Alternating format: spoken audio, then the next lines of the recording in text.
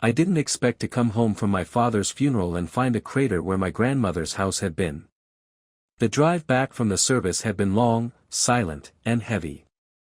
My mind replayed the priest's words, the folded flag handed to me with ceremonial precision, the weight of loss pressing down on my chest. By the time I pulled into Pinewood Estates, all I wanted was quiet. A chance to sit in the house my grandmother had left me, to feel her presence in the familiar walls, to let grief settle instead of following me like a storm cloud. But instead of my grandmother's pale yellow bungalow with its sagging porch swing, I found rubble. Just rubble. The driveway was blocked by a heap of cracked concrete and splintered wood. The garden she had tended for 40 years, her roses, her cactus and clay pots, the little birdbath where finches used to gather, all of it was buried beneath jagged debris. I killed the engine, sat frozen in the car, and blinked hard, trying to convince myself this was the wrong street. That maybe, in my exhaustion, I'd taken a wrong turn. But the mailbox still had her name, Delqua, stenciled neatly in faded paint. The old mesquite tree still shaded the corner lot. This was home. Or it had been. The house was gone. Across the street, neighbors watched from behind curtains. A couple stood on their porch in hushed conversation, their eyes darting from me to the ruins and back again. One man shook his head like he pitied me, but no one stepped forward. No one said a word. The sound of tires crunching gravel pulled me back. A white BMW rolled up, polished like a mirror in the Arizona sun. The driver's door opened, and out stepped a woman dressed like she was heading to a corporate boardroom, not a suburban neighborhood, navy skirt suit, heels that clicked on the pavement, clipboard clutched tight to her chest. "Mr. Delqua?" she asked, voice clipped, precise. I stared at her, numb. What the hell happened here? She adjusted her sunglasses, unmoved by the anger rising in my throat. "I'm Delilah Thornfield, president of the Pinewood Estates Homeowners Association. This property was in violation of numerous HOA regulations. After repeated notices went unanswered, the board voted to proceed with demolition." Her words hit like ice water. Demolition? This was my grandmother's house. You had no right. Her lips curved into a smile that didn't reach her eyes. The bylaws are clear. Solar panels installed without pre-approval. Exterior paint outside the color palette. Unregistered vehicles on the property. This home was a blight, and the HOA has a duty to protect community values. I glanced at the rubble again, bile rising. Solar panels. My grandmother's roof had been old, patched too many times to hold. I'd put panels up to cut her electric bill, to give her something better in her last years. She'd been proud of them. And for that, for paint, for a parked truck, they had leveled her house.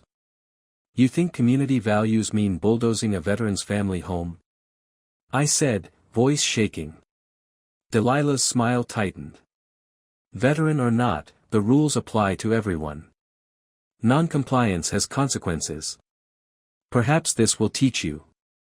Before I could speak, she slid a sheet of paper from her clipboard and held it out like an executioner reading a sentence. The HOA is billing you for demolition expenses, $78,600. Payment is due within 30 days. Failure to comply will result in a lien against the property. My hands trembled as I snatched the paper.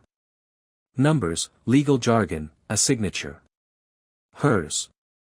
This is extortion, I growled. This is governance, she replied, heels clicking back toward her car. And let this be a warning, Mr. Delqua.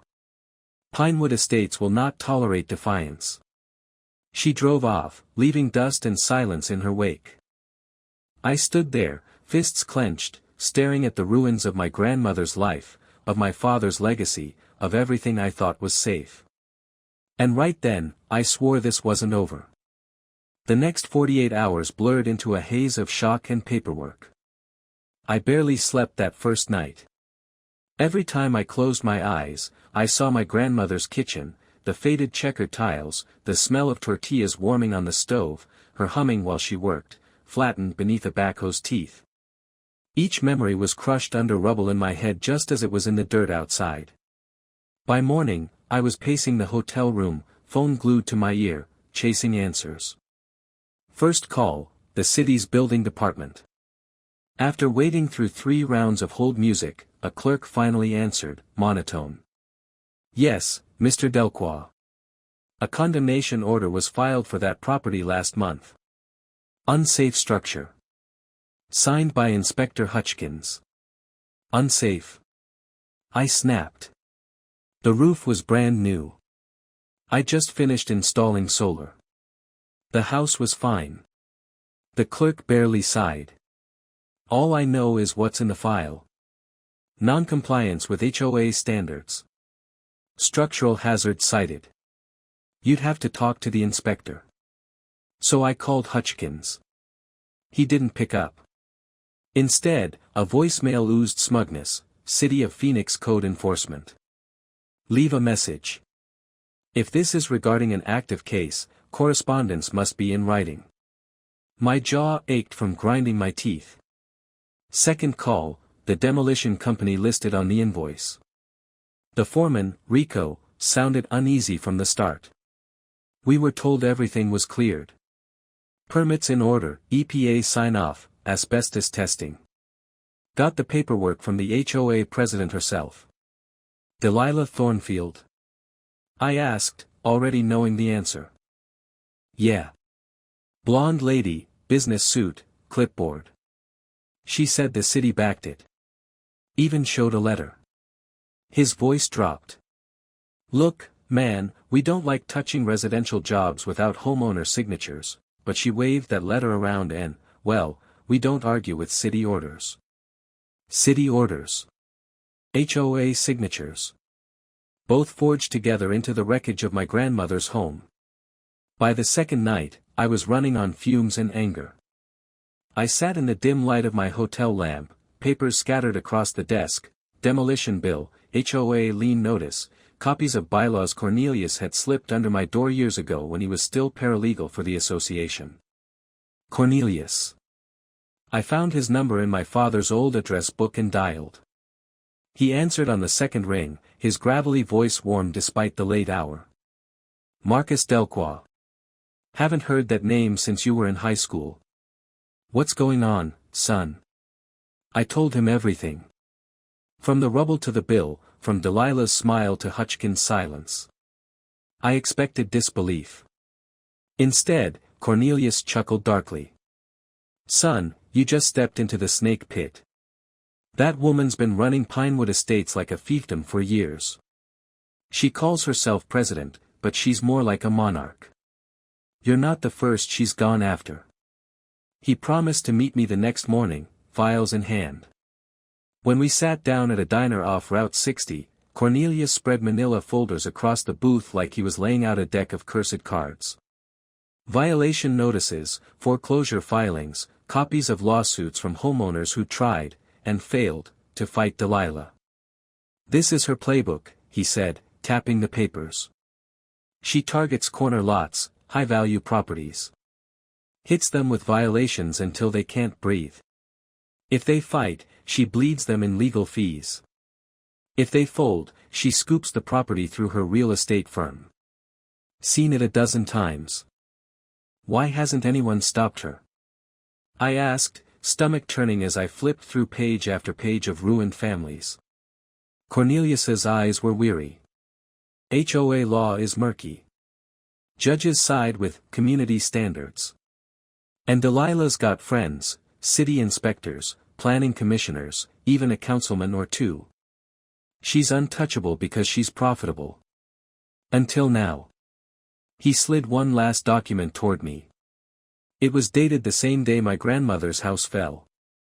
A contract transferring demolition rights, not to the city, but to a shell company tied to Delilah's firm. Follow the money, Marcus.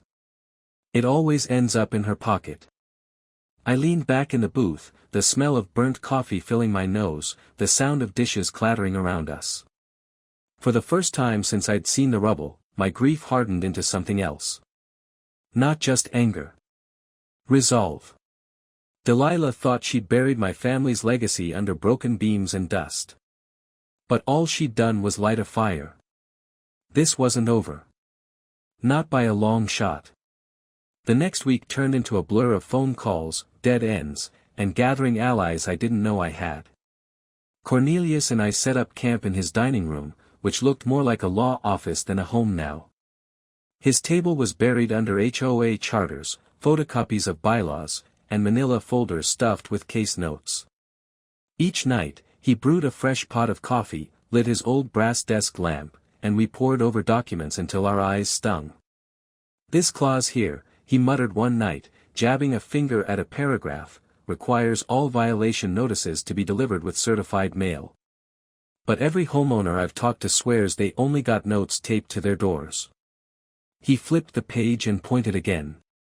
And look here, Article 9.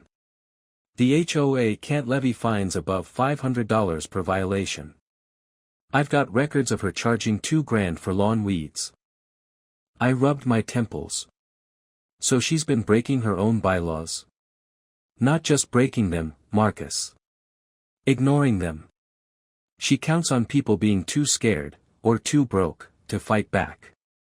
Every night, the pattern grew clearer. Delilah wasn't enforcing rules. She was running a racket, cloaking it in the language of community standards. But while Cornelius dug through paper, I needed boots on the ground. That's how I reconnected with Trevor Morrison. Trevor had been a wiry, sharp-eyed kid back when we played Little League together. Now he was an IT contractor, running a small cybersecurity business out of his garage. When I showed up at his door and explained what happened, his eyes darkened. "Man, Delilah ruined my aunt," he said. "She fined her over $2,000 for putting up a ramp after her hip surgery. Called it an unauthorized modification. My aunt had to sell her house to pay off the liens." He didn't need more convincing. He brought me into his cluttered office, walls lined with server racks and cables snaking across the floor. The hum of machines filled the air. "I've been collecting data on her," Trevor admitted, pulling up a folder on his computer labeled HOA War. "Violation patterns, property sales, public records." I didn't know what to do with it, but maybe with Cornelius's legal angle, it finally adds up. He showed me graphs of property values. Every single corner lot targeted by Delilah dropped in price after violations, then shot back up after being flipped. 23 properties in 4 years. Millions skimmed. "She's not protecting property values," Trevor said bitterly. "She's stripping them for parts." That night, the three of us, me, Cornelius, and Trevor, sat around the dining room table, maps and laptops spread before us like we were planning a military campaign. "Step 1, Cornelius said, is documenting everything. Paper trails, video, witness statements. If we go into court with just anger, she'll swat us like flies. But if we go in with undeniable evidence, she's finished." Trevor grinned. "Good thing I'm paranoid. I've got cameras ready to deploy. Drones too. She won't move a piece of paper without me seeing it." But even as we built our case, Delilah moved faster. 3 days later, I came back from grabbing groceries to find a bright orange notice stapled to a wooden post on my demolished property. "Unpermitted structure debris. Immediate removal required." At the bottom, Delilah's signature gleamed. She'd not only bulldozed the house, she was now fining me for the rubble. I stood there, paper crumpling in my fists, when a soft voice called my name. It was Beatrice Patterson, widow of Harold, the neighborhood's unofficial historian. She shuffled up the sidewalk with a banker's box in her arms, her back bent but her eyes sharp. "I heard what she did to you," Beatrice said, setting the box at my feet. "My Harold kept everything. Meeting minutes, letters, photographs. He knew she was dirty, but no one listened." I opened the box and saw decades of Pinewood Estates history, yellowed papers, Polaroids, typed letters with smudged ink. "Use it," Beatrice said firmly. "Make sure she can't do to you what she did to us." That night, As I carried the box into Cornelius's dining room, I realized something had shifted. This wasn't just my fight anymore. It was the neighborhood's. And together, we were going to bring her empire down. The day after Beatrice dropped off Harold's archive, we gathered again at Cornelius's dining table. His house had officially transformed into a war room. Folders leaned in precarious stacks against the walls. The table's surface was buried in papers, highlighters, sticky notes, and empty coffee mugs. Trevor rolled in late, dragging a duffel bag stuffed with gadgets and cables. He looked more like he was gearing up for a surveillance op than a neighborhood dispute. "Got the drones ready," he said, pulling out a sleek quadcopter. "Infrared, night vision, audio pickups. If Delilah so much as sneezes near a property, I'll have it recorded." Cornelius adjusted his glasses and gave a wry smile. "Back in my day, discovery meant photocopying boxes of paper. Now it's James Bond toys." We laughed, but only for a moment.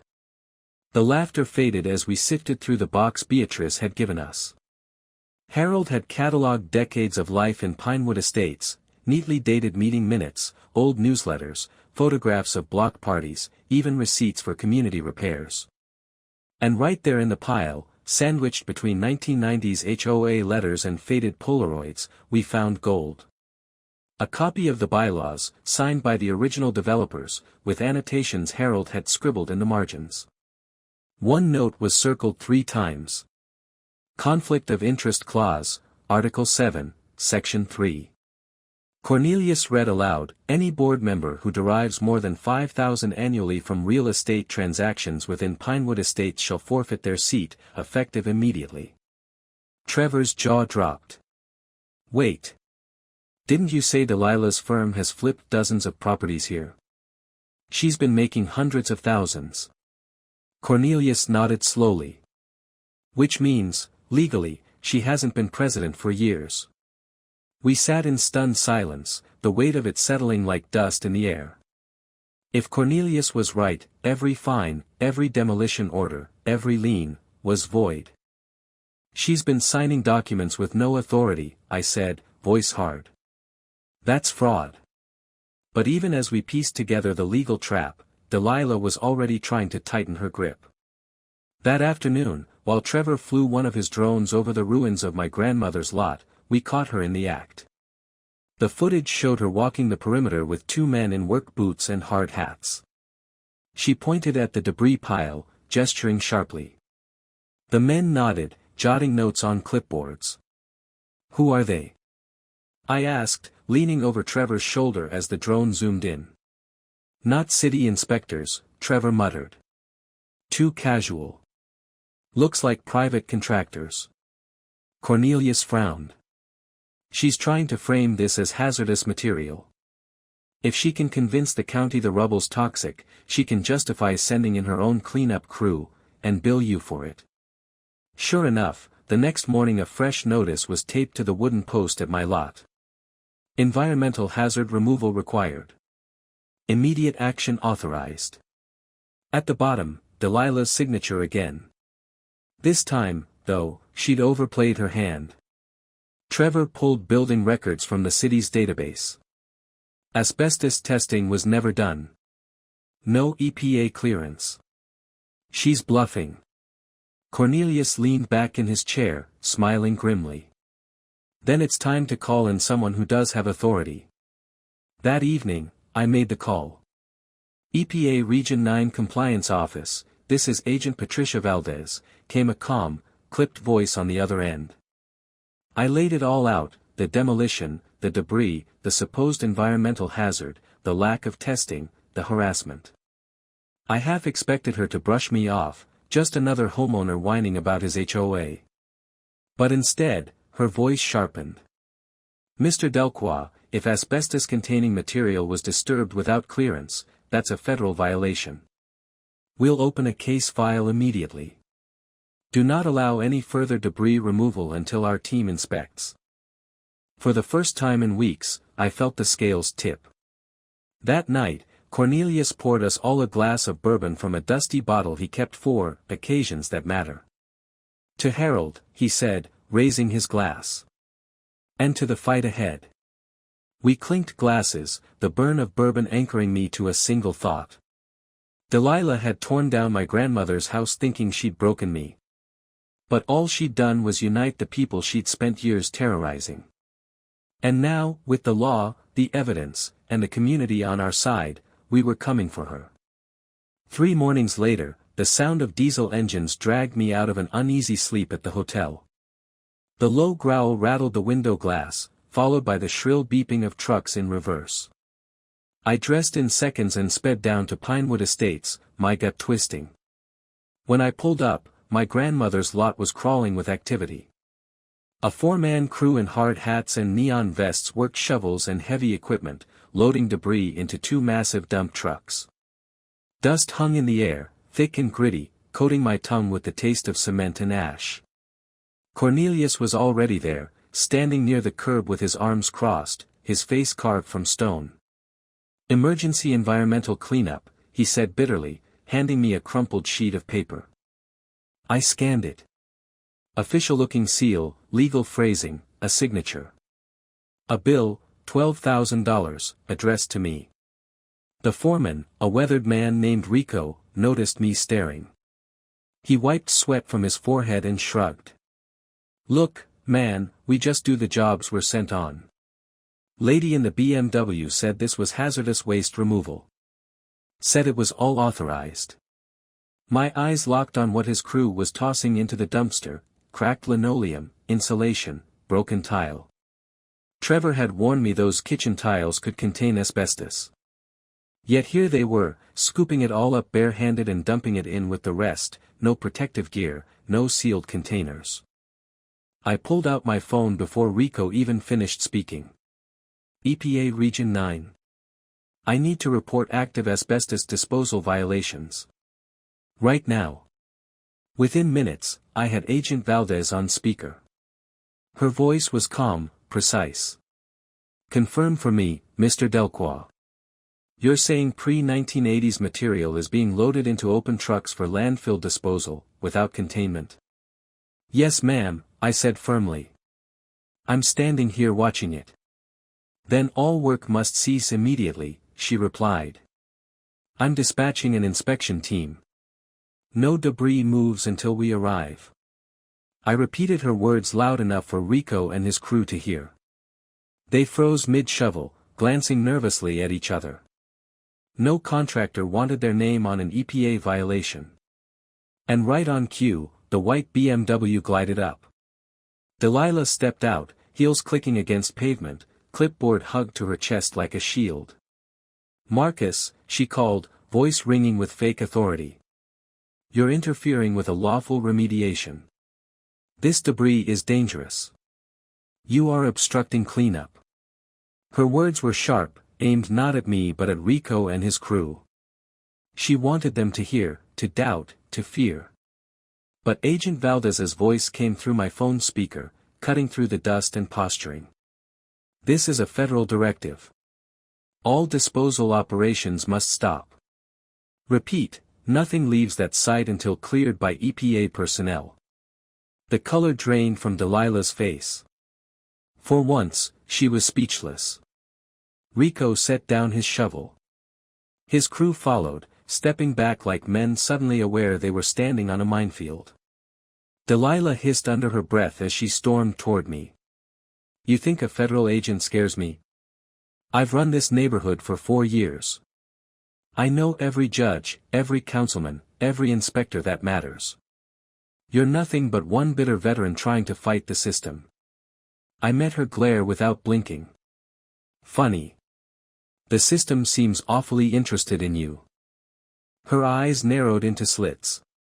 "Maybe you'd be more comfortable somewhere with your kind of people." And there it was, her mask finally slipping. The racism she usually cloaked in bureaucracy spilled out, sharp and ugly. She didn't notice Sofia Guerrero across the street, her camera crew recording every word. By evening, Trevor delivered another bombshell. He'd been scrubbing drone footage from earlier that week. In the background, zoomed in on the parking lot near City Hall, He caught Delilah handing an envelope to none other than Inspector Hutchkins. The two shook hands, exchanged a few words, then split. "Cash for signatures," Trevor muttered, freezing the frame. "It's all here." But the biggest revelation came from Cornelius. That night, he burst into the hotel lobby with a stack of old records. His hands shook as he spread them across the table. "Marcus, I found it. Article 7, Section 3. Conflict of Interest Clause." I scanned the page. Any board member earning over $5,000 annually from real estate transactions tied to Pinewood Estates forfeits their seat immediately. Cornelius's voice was electric. Her firm's made over $300,000 on HOA flips. She's been disqualified for years. Every fine, every demolition, every lien, it's all null and void. The truth slammed into me like a freight train. Delilah hadn't just bulldozed my grandmother's house illegally. She hadn't been president of the HOA in any legal sense for years. Every signature. Every notice. Every action. All of it was fraud. Cornelius leaned back, grim but satisfied. "We're not just going to fight her, Marcus. We're going to unravel everything she's built." And for the first time, I felt it, the tide turning. Cornelius's dining room no longer looked like a place to eat. It looked like a battlefield command post. The chandelier overhead threw a yellow glow onto a sea of documents spread across the table: HOA charters, city records, violation notices, property sale contracts, all organized into careful stacks. Sticky notes bloomed across the walls in neon bursts, forming timelines and connections. Cornelius sat at the head, calm as ever, flipping through statutes with a fountain pen poised like a weapon. His paralegal instincts had kicked back into gear, and though his hair was grayer, his focus was razor sharp. Trevor had turned the other end of the table into a tech hub. Laptops hummed, external drives blinked, and the whir of a small cooling fan mixed with the low crackle of Cornelius's old radio in the background.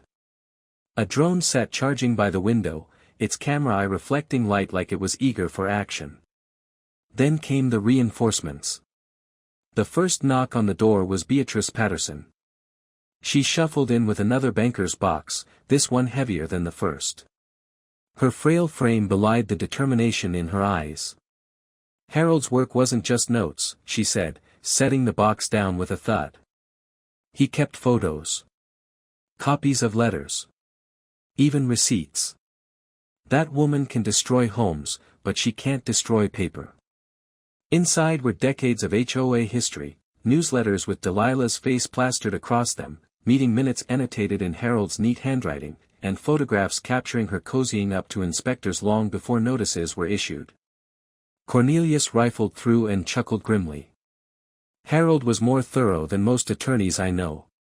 The next arrival was Sofia Guerrero, camera slung over her shoulder, her crew following with tripods and lights. She scanned the paper-strewn room like a wolf entering a pasture full of sheep.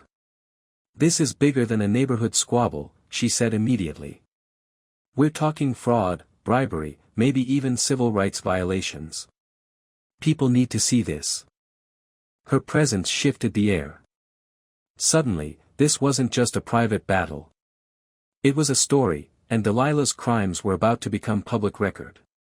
Trevor spun his laptop around to show the group a series of graphs. "Here's the pattern," he explained. 23 properties in 4 years. Always corner lots. Always hit with violations. Market value drops. Delilah's firm swoops in. Resells for 40-50% profit. Beatrice's lips tightened. "That's theft with paperwork. And this," Trevor continued, clicking through to an aerial map, "shows how she's been targeting the most visible properties. It's about control, not just profit. She wants the neighborhood to see what happens when you don't obey." Cornelius tapped the bylaw clause he'd found. "And remember, every action she's taken since crossing the $5,000 threshold is void. She hasn't legally been president for years. Which means every lien, every foreclosure, every demolition is invalid. Sophia leaned forward, eyes gleaming. That's your headline. Not just corruption, illegitimacy. She wasn't president. She was a squatter in power. The room buzzed with energy, the pieces locking into place. I stood, looking at the faces around the table, Trevor, sharp-eyed and determined, Beatrice, fragile but fierce, Cornelius, steady as a rock, Sophia, relentless in her pursuit of truth. This wasn't just me against Delilah anymore. This was a coalition. For fronts, I said, the words forming without hesitation. Legal, digital, media, community. Cornelius nodded. I'll handle legal filings. We'll draft simultaneous challenges to her authority. If 23 homeowners file at once, courts can't brush it aside. Trevor raised his hand. Digital's on me. I'll secure the data, build redundancies, lock down everything in multiple servers. She can't erase what she can't find. Sophia smirked. I'll take media. She wants to play Queen of Pinewood Estates. Let's see how she looks on the evening news. And I'll handle community, I finished. Door to door. Signatures. Meetings. People are scared, but if they see we're fighting, they'll join us. Silence fell for a moment. Not the silence of fear, but the silence of resolve. We clinked coffee mugs in place of champagne, a ragtag army preparing for war. Delilah had built her empire on intimidation, isolation, and fear. But now, for the first time, she was facing something she couldn't bulldoze, fine, or smear into silence. We were united. And we weren't going away. The first counterstrike didn't come in a courtroom. It came in the dark. I woke to the sound of shattering glass and the harsh smell of aerosol paint drifting into my hotel room. My heart pounded as I yanked back the curtain. Down in the parking lot, under the harsh glare of the sodium streetlight, my rental car sat vandalized. Both side windows smashed, the windshield spiderwebbed, and scrawled across the hood in dripping red spray paint were two words. Terrorist scum. For a moment I stood frozen, my pulse roaring in my ears. Then the night clerk emerged, pale as paper, holding a brick wrapped in crumpled paper. They threw this through the lobby window, he stammered, pressing it into my hands like it was radioactive. I unwrapped it. The note was short, jagged, and smelled of gasoline. Leave town or next time it won't be your car. The words burned hotter than the desert sun. I folded the paper slowly, carefully, because my hands wanted to rip it to pieces. By morning, the threats escalated. Trevor called, his voice shaking with anger. They hit Cornelius. Slashed all 4 of his tires. And, Marcus, he paused, swallowing hard. They left a dead javelina in his mailbox. I closed my eyes, bile rising. A what? A javelina. Big one. Gutted. Stuffed in the box like a sick message. His voice cracked. There was a note. Said, mind your business or join Harold Patterson. Harold, Beatrice's late husband. The man who'd spent years documenting Delilah's corruption. Now his death was being twisted into a warning. I drove straight to Cornelius's house, my gut churning with dread. But when I arrived, I found him sitting calmly in a lawn chair on his driveway, the slashed Lincoln still sitting on flat tires behind him. A shotgun rested across his lap, and at his feet lay a neat stack of legal briefs, weighted down with a paperweight shaped like a gavel. He looked up at me with a thin smile. Let her send more messages, Marcus. I'll send subpoenas in return. His composure steadied me, but Delilah wasn't done. Her next weapon wasn't violence. It was reputation. At the grocery store, I was ambushed in the dairy aisle by Mrs. Henderson, one of the quieter neighbors. She clutched a carton of eggs like it might break if she loosened her grip. Marcus, she whispered, her voice trembling, Delilah's been telling people things about you. That you're dangerous. That you came back from the service, broken. She says you're obsessed with revenge, that you're unstable. I swallowed hard. And people believe her. She looked down at her shoes. Some do. She says you threatened board members. That you're violent. I wanted to laugh, but my chest burned instead. Of course Delilah would paint me as the unhinged veteran, fit her narrative perfectly. Turn my service into a weapon against me. The smear spread like wildfire. Anonymous comments cropped up on Trevor's business page, calling him a scammer. Cornelius was labeled senile in whispers at the post office. Even Beatrice got it. Someone slipped a note under her door that read, "Mind your garden, old woman. Or we'll plant you in it." Delilah was trying to poison the well, one neighbor at a time. But then came the crack in her armor. Rico, the demolition foreman, called me late one evening. His voice was low, uneasy. "Marcus, I don't like getting involved, but I can't sit on this." "What is it?" I asked, gripping the phone tight. "That lady, Delilah. She offered my crew cash. $5,000 each to lose paperwork, to pretend we didn't know who hired us." I froze. "And you?" I said no. I don't play like that. But she got real ugly. Told us we'd regret it if we talked. My pulse quickened. Witness tampering. Obstruction of justice. Federal crimes. Every intimidation tactic she threw at us, every brick, every rumor, every bribe, wasn't tightening her control. It was wrapping the rope tighter around her own neck. And she didn't even realize it yet. The next strike came in the dead of night. I was halfway through reviewing files at the hotel when my phone buzzed. Trevor's name lit the screen. "Marcus," he hissed, adrenaline in his voice. "They're at your lot right now." I bolted upright. "Who?" My cameras picked them up. 2 trucks, no markings. Men in gloves and masks shoveling debris into the beds. "They're trying to haul off the evidence." I grabbed my keys, heart hammering, and sped through the empty streets. But when I pulled up to what was left of my grandmother's house, the trucks were already gone. All that remained were fresh tire tracks carved deep into the dirt and a few scraps of insulation scattered like breadcrumbs. But Trevor wasn't bluffing. The footage he sent me later was crystal clear, night vision drones circling overhead, capturing Delilah's hired hands under the cover of darkness, loading chunks of rubble into trucks and driving off into the night.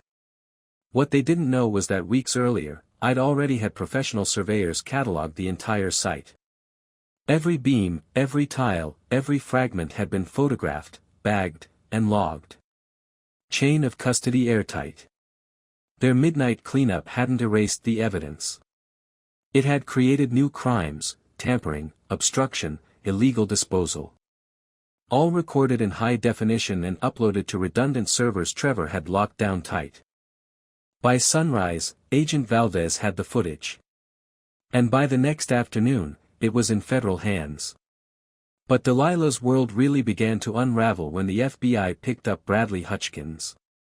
The same inspector whose signature condemned my grandmother's home. The same one Trevor's drone had caught pocketing an envelope from Delilah in a parking garage. They dragged him out of his office in cuffs, and by nightfall, word was out: Hutchkins had flipped. The man kept meticulous records. Paranoid, maybe, or greedy. Either way, it damned them both. His planner was full of dates, amounts, property addresses. Each entry was a smoking gun: cash payments from Delilah, favors granted in return. The bribery wasn't rumor anymore. It was written proof. But even as federal agents circled, Delilah doubled down on her smear campaign. Suddenly, social media lit up with anonymous posts: Marcus Delqua is unstable. PTSD veteran threatening neighbors. Dangerous presence in Pinewood Estates. Nextdoor threads filled with whispers about Trevor hacking people's Wi-Fi, about Cornelius being too old to know what he was signing, about Beatrice being manipulated by troublemakers. The lies spread fast, but they also stank of desperation. And then Delilah made her biggest mistake yet. Her legal team fired off letters to the EPA, the FBI, even the Arizona Attorney General's office, accusing them of harassment, threatening lawsuits if they didn't back off. It was like watching someone poke a hornet's nest with a stick. The EPA widened their probe. The IRS got involved, sniffing through her tax records. The Attorney General's office announced a task force on HOA corruption. Delilah hadn't scared them off, she'd painted a target on her back. And then her own lawyers turned the knife. Trying to prove her spotless reputation in a defamation suit against me, they voluntarily submitted reams of her clean records into evidence. Trevor called me in the middle of the night, laughing so hard he could barely breathe. "Marcus, you won't believe this. Her lawyers just gave us everything we've been fighting to subpoena. Violation notices, property transfers, bank statements, all signed by her. It's like she gift-wrapped her own downfall. The very documents meant to defend her shredded her case. And Sophia wasn't far behind. Her latest broadcast hit Phoenix like a thunderclap, audio recordings from inside Delilah's lawyer's office, leaked by a source she wouldn't name. Delilah's voice played over the airwaves, clear and unmistakable. "Make sure they understand I have friends in planning. People who remember favors. If the investigators get too close, we lean on them. Hard."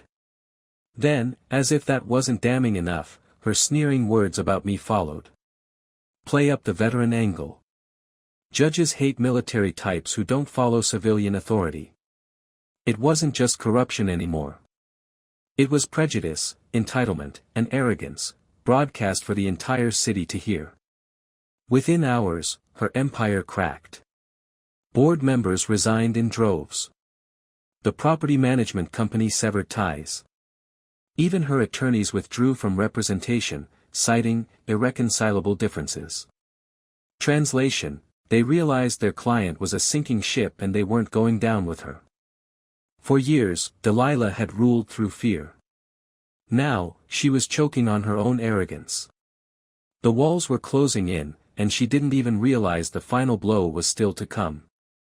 The Phoenix City Council chambers had seen shouting matches before, zoning fights, budget disputes, the occasional protest over property taxes. But it had never seen a crowd like the one that poured in that night. Neighbors filled every seat, shoulder to shoulder, clutching violation notices, photographs, and letters like they were carrying battle standards. The overflow spilled into hallways where televisions broadcast the session. Even the steps outside City Hall thrummed with voices waiting to hear what would happen. I sat in the front row, laptop balanced on my knees, heart pounding like I was back on deployment. Behind me, Cornelius shuffled through a folder thick with motions and statutes, his glasses sliding down his nose. Trevor fussed with audio cables to ensure the drone footage would play without a hitch. Beatrice clutched Harold's box of records like it was holy scripture. And Sophia's camera crew adjusted their tripods, ready to beam the spectacle across Phoenix. The gavel slammed. Chairman Robert Martinez leaned into his microphone, his voice steady but tinged with unease. "This emergency session has been called to address allegations of misconduct within Pinewood Estates Homeowners Association and possible conflicts of interest involving city code enforcement. Mr. Delcroix, you have the floor." I stood, palms sweating, and faced the council. 6 months ago, I buried my father.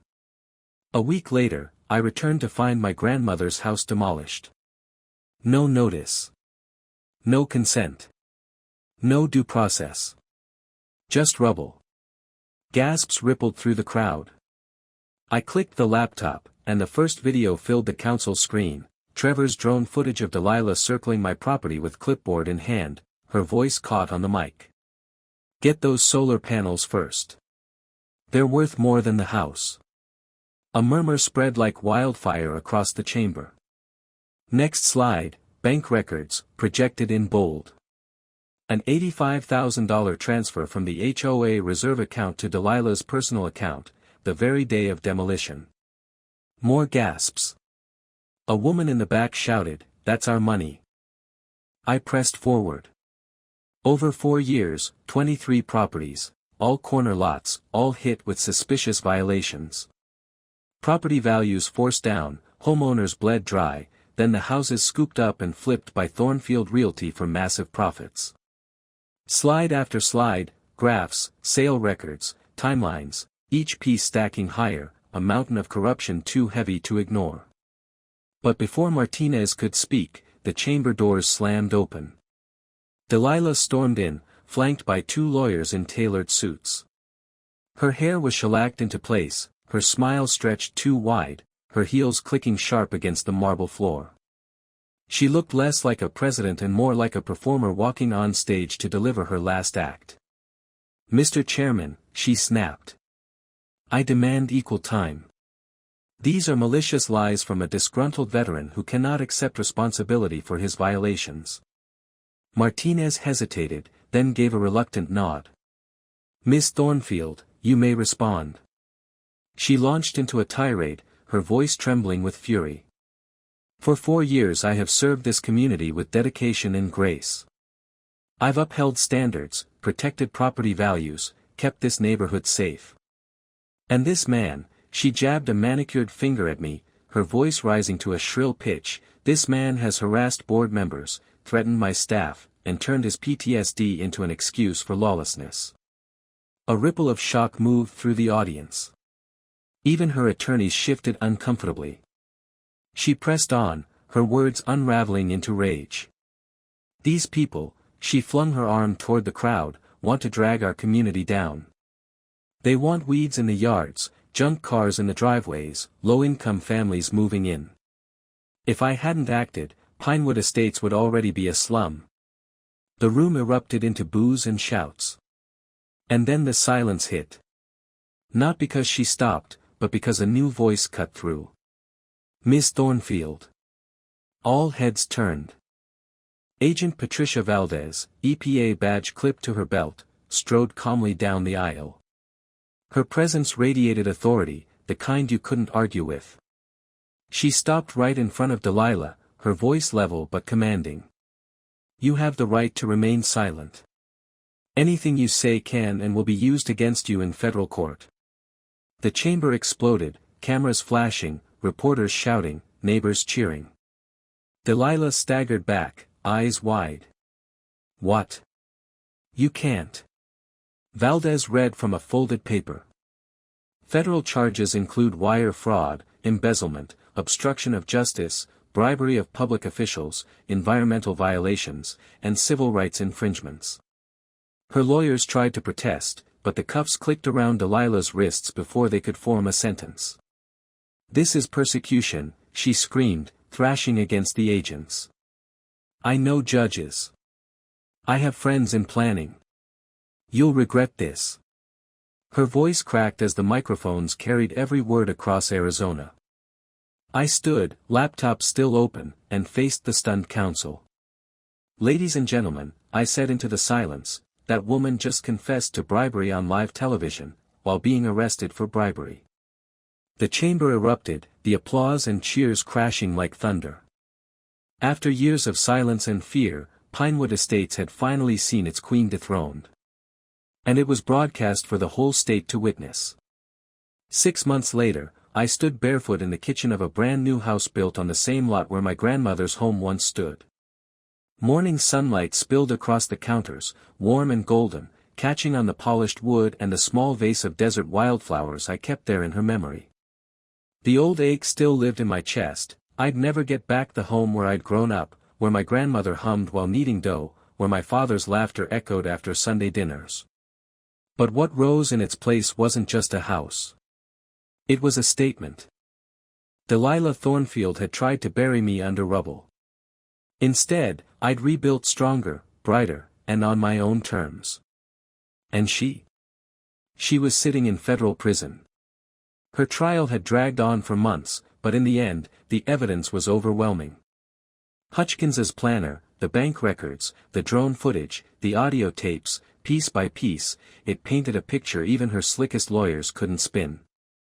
Delilah pled guilty to 12 charges: wire fraud, embezzlement, bribery, environmental crimes, obstruction of justice, and civil rights violations among them. The judge handed her 18 months in federal custody and ordered her to pay back $250,000 in restitution. Her real estate license was stripped. Her firm dissolved. She was barred from serving on any board or HOA for life. Bradley Hutchkins didn't escape either. He cut a deal, but still lost his pension and spent 8 months in county jail. Rico's demolition company was fined $75,000 by the EPA and now ran mandatory asbestos safety seminars for contractors, a bitter kind of justice. But the real victory wasn't in the courtroom. It was in Pinewood Estates itself. For the first time in years, the HOA held a legitimate election. No shadow ballots, no intimidation. Neighbors lined up at the community center like voters on National Election Day. Turnout soared to 87%, compared to the 20-something Delilah used to count on. Cornelius, steady as ever, was elected president unanimously. His first act. Transparency. Every month, the board released full financial reports online. Every contract was posted. Every decision was open to public comment. For once, Pinewood Estates wasn't ruled by fear. It was guided by accountability. Refund checks went out to victims. $67,000 flowed back into the hands of homeowners who had been squeezed dry. Beatrice used her portion to build Harold's memorial garden at the community center, where kids now played tag between desert shrubs and neighbors gathered to sip coffee under the shade of mesquites. The Jenkins family finally bought the swing set they denied their kids during Delilah's reign of fines. Trevor joined the architectural committee, grinning as he stamped approval on every solar panel request that crossed his desk. And me? The attention from the case catapulted my business into overdrive. Contracts tripled. I hired 6 veterans, men and women who knew what it meant to fight uphill battles and who needed steady work as much as I did. Together, we specialized in helping homeowners navigate HOA red tape without being crushed by it. But the ripple effects spread far beyond Pinewood. Sophia's coverage exploded statewide. Lawmakers couldn't ignore the outrage.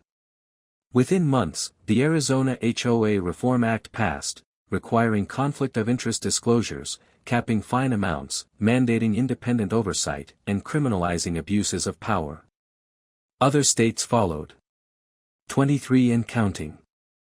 And with restitution money seized from Delilah's accounts, I launched the Marcus Delqua Renewable Energy Scholarship. 47 veterans had already enrolled in programs for sustainable technology, building futures powered by the very solar panels Delilah had once tried to use as my downfall. Every year, our neighborhood now hosted the Pinewood Estates Transparency Festival. What began as a modest cookout grew into a full community celebration: food trucks, live music, workshops on homeowner rights, kids' activities, even solar demonstrations. Last year, we raised $30,000 for veteran housing. Agent Valdez herself came once, standing under the shade tent with a plate of barbecue, smiling as she told the crowd about holding white-collar criminals accountable. Looking around at families laughing, neighbors chatting without fear, children running free, I realized something that day. Delilah thought she was destroying me when she bulldozed my grandmother's house. But what she really did was force us to come together, to rebuild, to create something stronger than her empire of fear had ever been. The best revenge isn't fire or rage. The best revenge is growth. Every morning now, when I look out the window at the rooftops glinting with solar panels, at Cornelius walking with Beatrice through Harold's garden, at Trevor's kids swinging high under the desert sky, I see proof. The desert blooms again. And so do we. So here's my message to you, watching this: drop your HOA horror stories in the comments. Share them. Shine light where people like Delilah thrive in darkness. And hit subscribe if you want more stories of HOA chaos, corruption, and community justice. Next week, I'll tell you how a city council tried to steal a veteran's food truck, without realizing he live-streamed everything. Until then, remember, sometimes the best way to win is to rebuild bigger than they ever imagined.